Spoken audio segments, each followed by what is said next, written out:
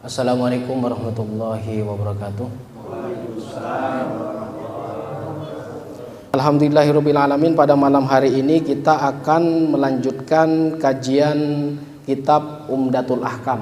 Ini adalah sebenarnya kitab Taisirul Alam, tapi tetap membahas tentang Umdatul Ahkam karya Abdurrahman Al-Bassam. Untuk malam hari ini kita akan membahas bab syuf'ah. Jadi shin, fa, ain dan tak marbutoh, syuf'ah. Jadi asyuf'atu bidommisin, jadi didomahkan shinnya. Wasuku nul fa, jadi fa-nya disukunkan jadi syuf'ah. Wasyaf'u lughatan az-zawju, jadi syuf'ah itu secara bahasa adalah pasangan. Apa maksudnya syuf'ah? Mungkin kita jarang atau hampir tidak pernah mendengar kata ini, padahal setiap harinya kita selalu melaksanakan, mungkin sering kita jumpai di kehidupan kita sehari-hari. Syuf'ah itu adalah keberhakan seseorang sekutu terhadap sekutu lainnya. Misalkan apa? Misalkan kita kerjasama dalam bidang investasi tanah misalkan. Jadi misalkan kita tanah yang itu kepemilikannya bukan satu orang saja, tetapi lebih dari satu orang, misalkan 2 orang. Ketika bagian setengah dari tanah itu dijual kepada orang lain, maka orang yang mau menjual itu harus meminta izin kepada sekutunya. Jadi ada 2 orang yang bersekutu melakukan usaha, baik itu di bidang investasi atau misalkan yang sering punya mobil pick up, misalkan mobil niaga, itu kepemilikannya lebih dari 2 orang.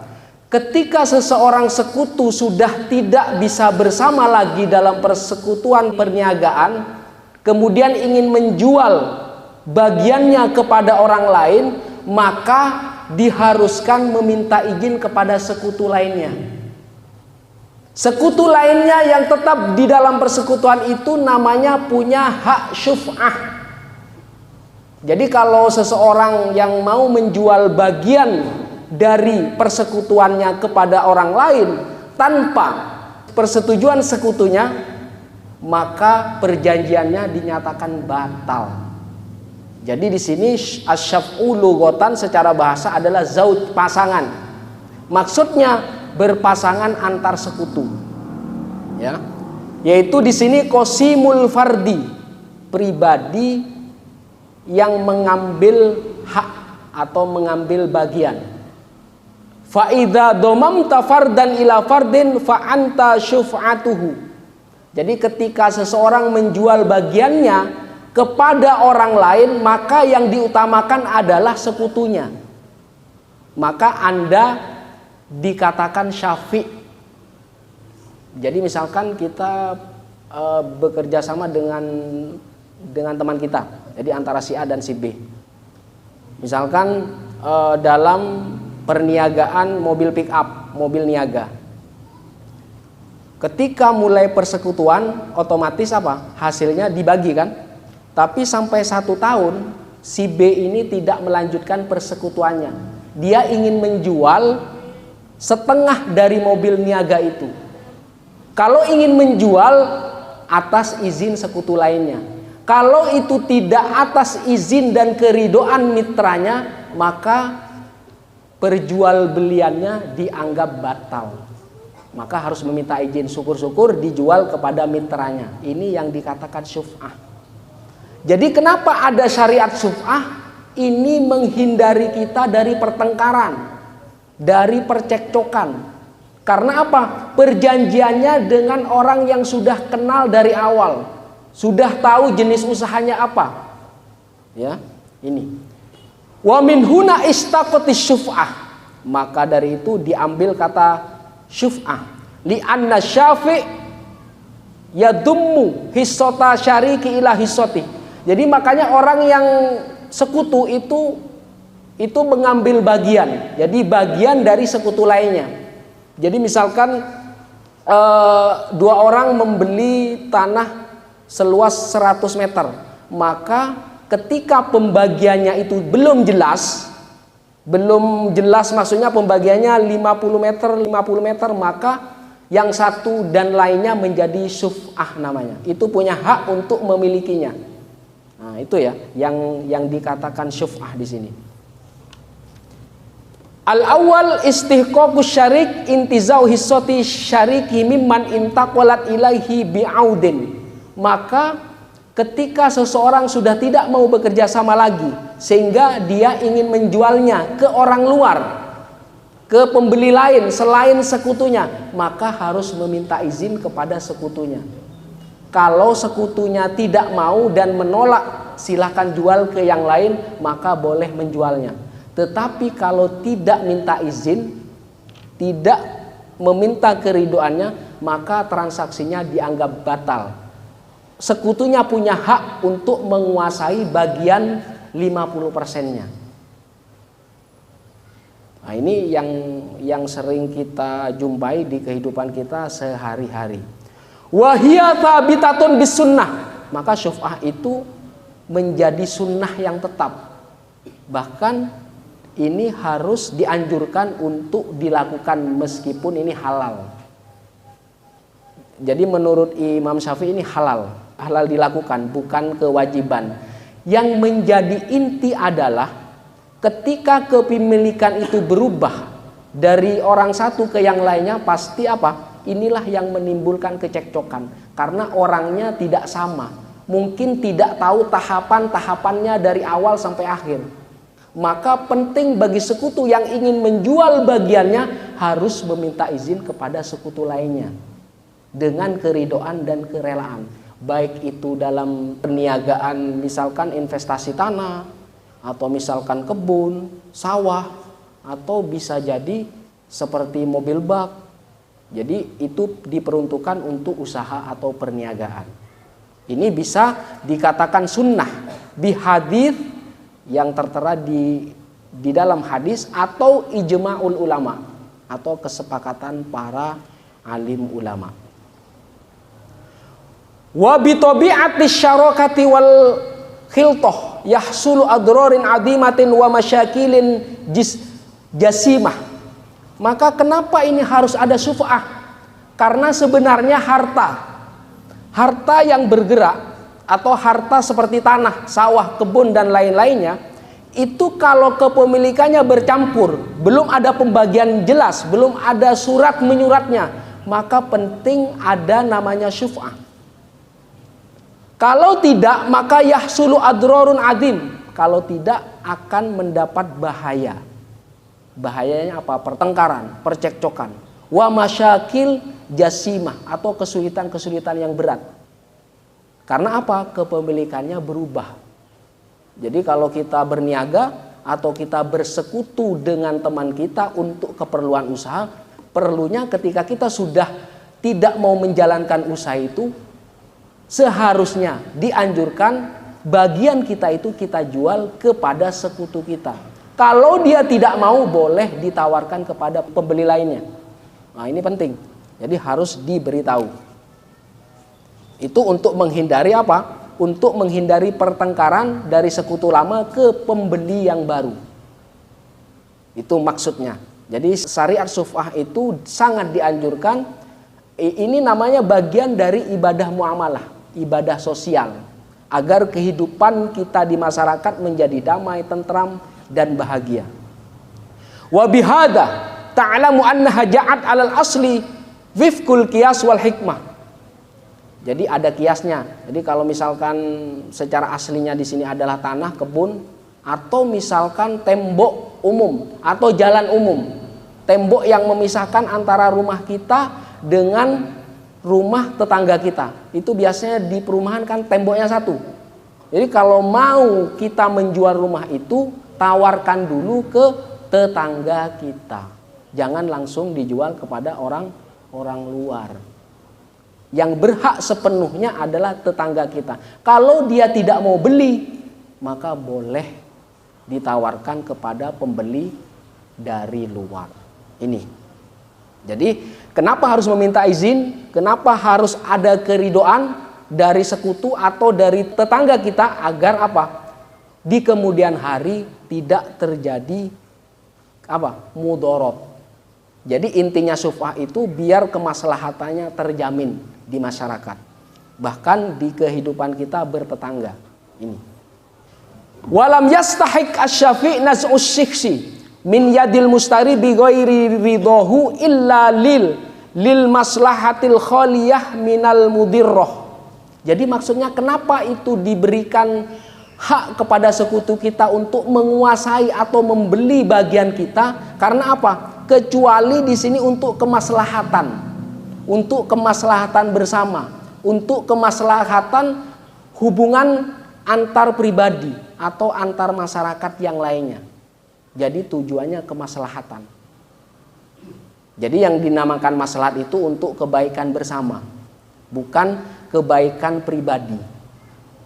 Hanya meminta izin saja.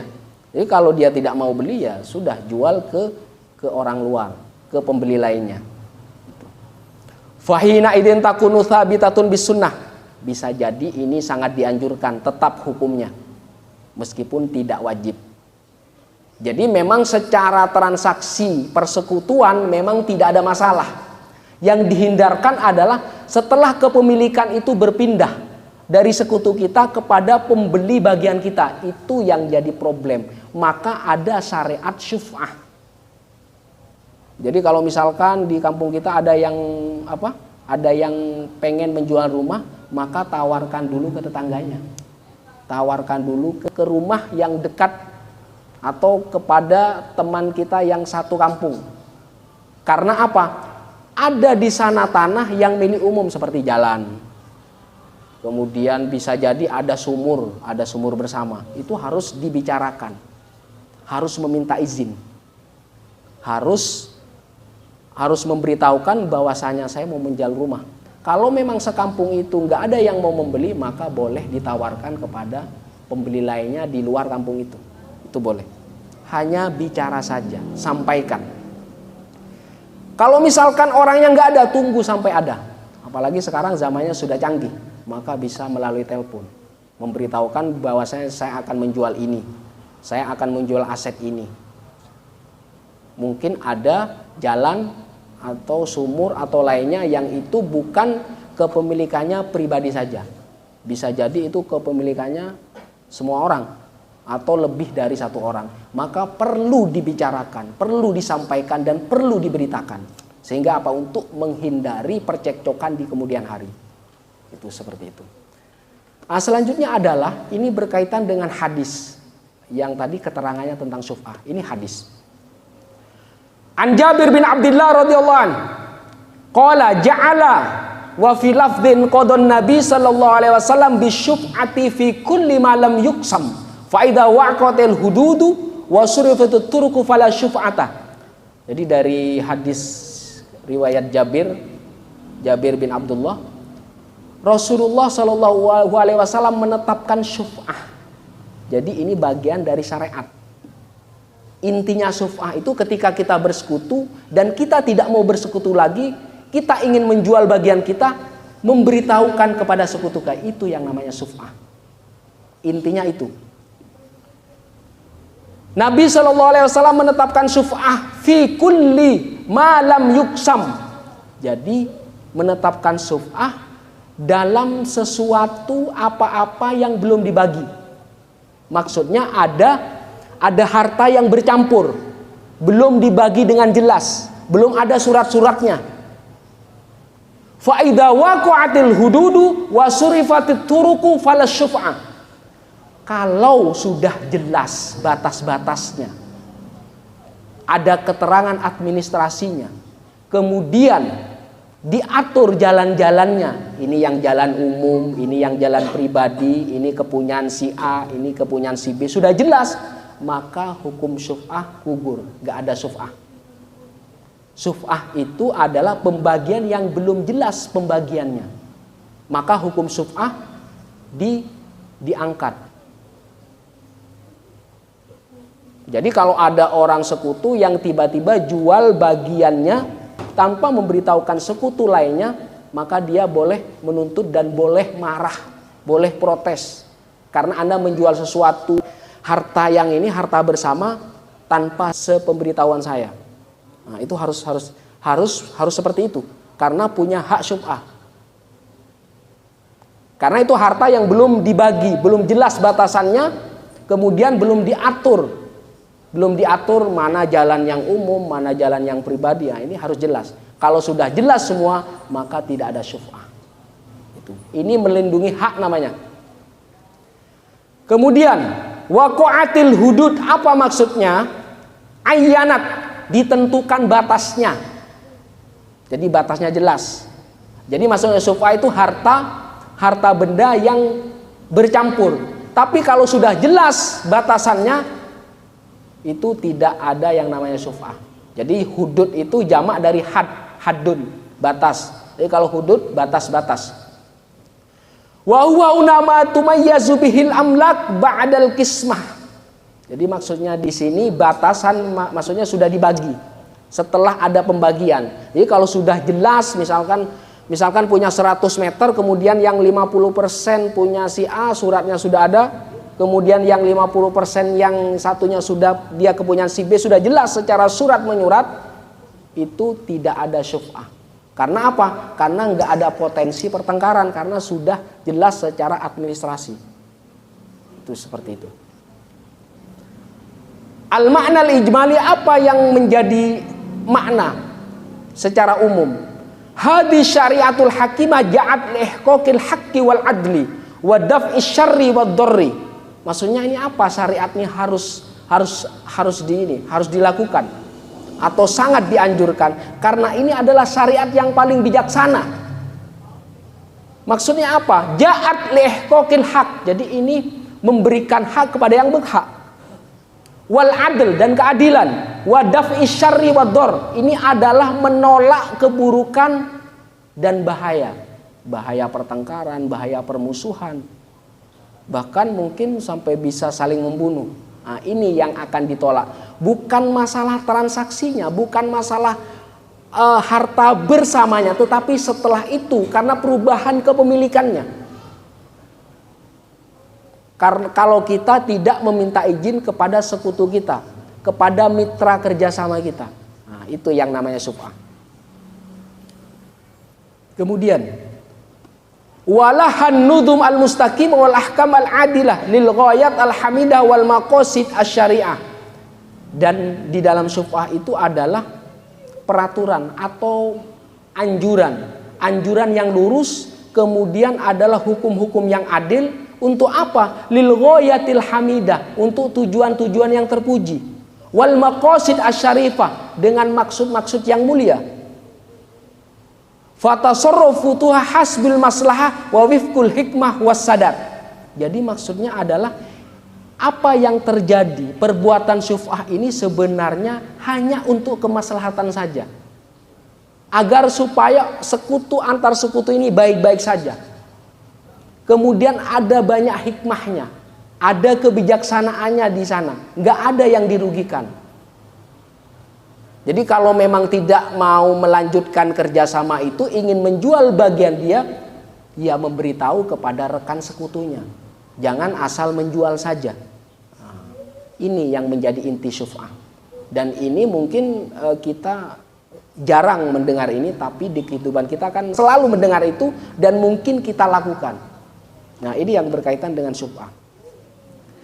Walihada fa innahu lamma kanatish syirkah fil aqarat yakthuru dararuha wa yamtaddu syarruha wa tashuqqul qismah fiha athbata syari' al-hakim asy-syubha lisyari'. Jadi ini berkaitan dengan apa? Kerjasama investasi tanah. Ini banyak mudorotnya. Maka perlu ketika seseorang asal menjual saja tanpa pemberitahuan sekutunya, maka Allah menetapkan syariat ini, syariat syubhah ini. Karena syariat inilah yang paling bijaksana. Intinya hanya ngomong saja, hanya memberitahu saja. Ingin dibeli kamu atau saya jual kepada orang lain. Kalau dia tidak mau dan menolak untuk membeli, boleh kita menjual ke yang lain, tapi harganya jangan terlalu mahal. Jangan terlalu rendah juga. Jadi harus sesuai harga pasar, sesuai musyawarah keduanya, sekutu A dan sekutu B. Itu maksudnya. Bima'na annau idza ba'a ahadus syarikaini. Nah, ini artinya adalah ketika salah satu dari dua sekutu ini menjual nasibha minal aqor al mushtarak bainahuma. Masalahnya tanah ini belum dibagi, masih bercampur, maka perlu omongan, perlu pemberitahuan. Falis syarik alladzi lam yuba akhadan nasib minal mushtari bimithli thamanihi. Maka ganti apa itu barang investasinya itu dengan harga yang sesuai. Daf'an lidororihi. Jadi untuk menjaga bahayanya, bahaya pergantian kepemilikan dan bahaya Anda tidak ngomong duluan atau Anda belum memberitahukannya. Ini hadal haq thabitun lisyarik ma lam yakunil aqor al mushtarak qad qasama wa urifat hududuh wa surifat turuquh. Jadi sampai semuanya jelas jalan-jalannya di mana, kemudian batasannya yang harus dijual yang mana, bagian yang sekutu kita yang mana, itu harus jelas. Ketika semuanya jelas kepemilikannya, maka syuf'ah itu tidak berlaku.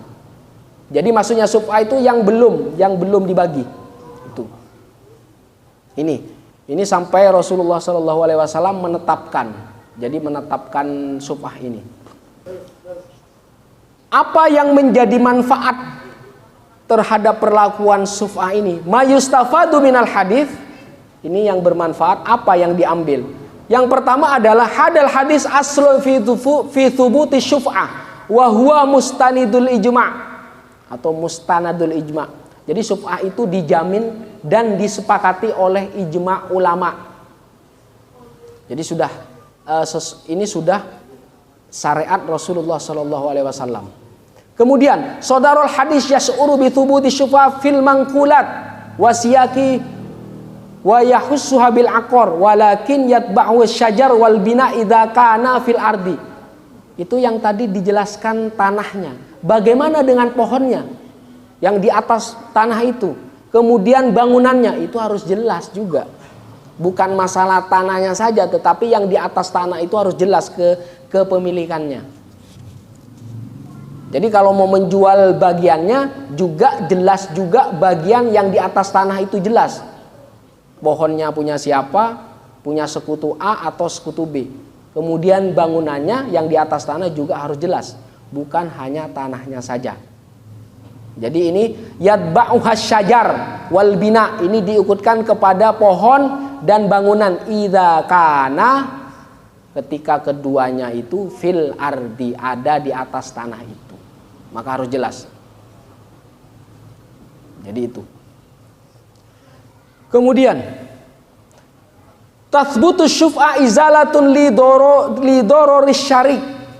Jadi adanya syuf'a itu menghindari kalau misalkan sekutu yang satunya yang tetap dalam investasi itu, dalam usaha itu, agar tidak dirugikan karena sekutu si B asal menjual saja. Sehingga apa? Usaha dan perniagaan tetap berjalan. Meskipun berganti kepemilikan, asal izin sekutu si A, maka boleh dilanjutkan atau dijual semuanya. Nah, itu. Jadi intinya adalah kesepakatan sekutu A dan sekutu B. Ini. Masalah persentasenya bisa 40%, 60%, bisa 30%, 70%, 20%, 80%, itu tergantung kesepakatan tadi. Ini berkaitan dengan syuf'ah.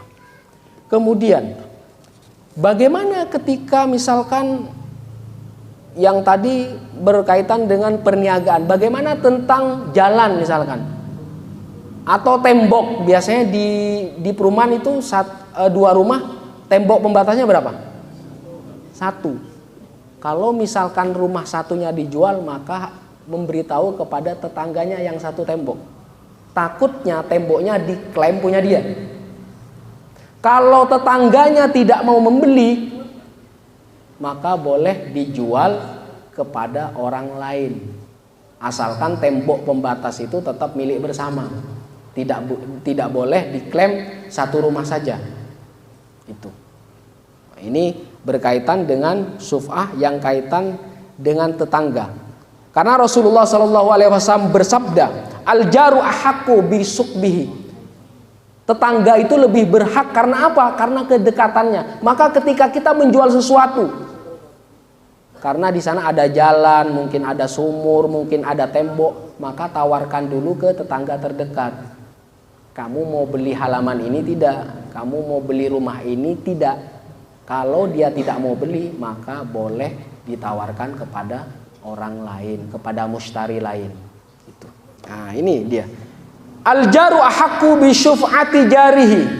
Nah, bahkan tetangga pun kalau temboknya satu, dia ketika tetangganya mau menjual rumahnya tanpa memberitahukan, maka tetangga yang satunya boleh membatalkan transaksi itu.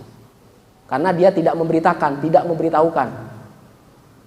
Jadi al-jaru ahaqqu bi syuf'ati jarihi, maka tetangga itu lebih berhak atas syuf'ah tetangganya, dia lebih berhak. Nah, intinya apa? Intinya musyawarah. Semuanya bisa dibicarakan baik-baik. Jadi jangan selalu sepihak, harus semua pihak dilibatkan. Jadi kalau semuanya tahu, maka kemaslahatan dan kebahagiaan terjamin bersama-sama. Jadi kalau misalkan ada apa-apa, itu semuanya menanggung karena sudah keputusan bersama. Saya kira sampai di sini dulu. Wassalamualaikum warahmatullahi wabarakatuh.